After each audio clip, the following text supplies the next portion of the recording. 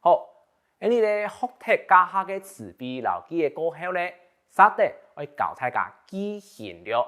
第一段劇底度有講到聯絡交流嘅時節嘅相關嘅對話，不過你都做些家下，也係老人打嘴有家下接上會聽到，讓會熟司機呢？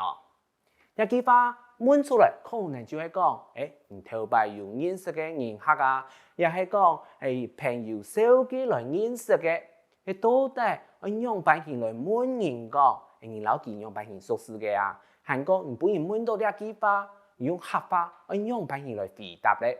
比如講，唔做嚟問佢，請問讓會熟司機？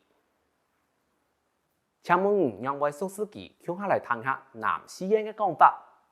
請問讓會熟司機？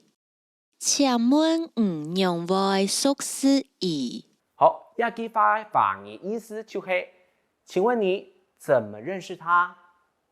好，談到呢句話，唔做得按嚟回答。朋友手機相識嘅，睇下南西人講法。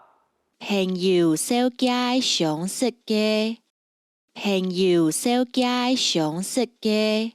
呢句話華語嘅意思就係朋友介紹認識的。好，運用呢句問題，請問讓會熟司機？唔係做得按嚟回答。頭擺熟司嘅人客。呢句話華語嘅意思就係以前熟識的客人。好，第三句唔係做得按嚟回答咯。唔聽到，請問讓會熟司機？唔做得按嚟講，佢係我頭擺嘅頭家。聽下南西人嘅講法。佢係我頭擺嘅頭家，佢係我頭擺嘅頭家。呢句話華語嘅意思就係，他是我以前的老闆。